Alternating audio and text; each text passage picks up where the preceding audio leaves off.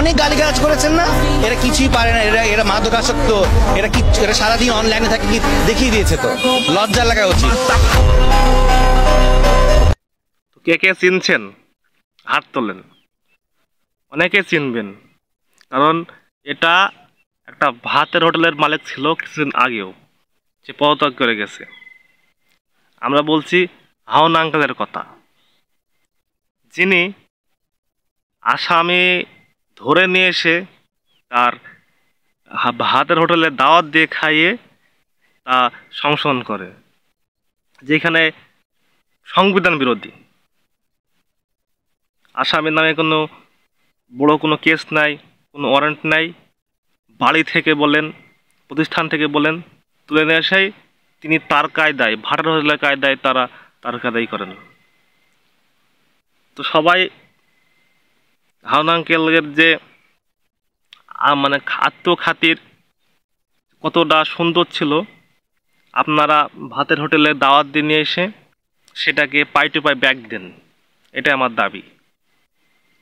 যা করছে শুধু সমন্বয়ক না, সমন্বয়ক বলেন, সাধারণ পাবলিক বলেন, মানে এই পর্যন্ত যা মস্করা করছে জাতির সঙ্গে, বুঝছেন, তার পাই টু পাই তাকে ফেরত দেওয়া উচিত। মানে একটা ফালতু, যেখানে একটা সাধারণ মানুষের মানে বিশ্বাসের আস্থা, যেখানে গেলে মানুষ সঠিক বিচার পায়, সেখানে যে বিচারটা দেবে তাকে নিয়ে গিয়ে নাকি নির্যাতন করে তাকে জবানবন্দি নেওয়া হয়। ফাইজলাম একটা সীমা থাকা দরকার, ধৈর্যের একটা সীমা থাকা দরকার। আমি মনে করি দৃষ্টান্তমূলক শাস্তি দেওয়া দরকার থাকে, দৃষ্টান্তমূলক, যেটা দেখে বাংলাদেশের ভবিষ্যতে এরকম করা, যে এরকম যে ভাতের হোটেলে বসে মস্করা করবে, সাহসটা যেন কেউ না পায়। সে যে কোনো প্রশাসনের লোক হোক, যে কোনো স্থানীয় লোক হোক, যে কোনো লোক হোক, অন্যায় করবে তাকে, তার নামে কেস হবে, হবে, সাক্ষী অনুযায়ী তার শাস্তি হবে, হাইকোর্ট থেকে হবে।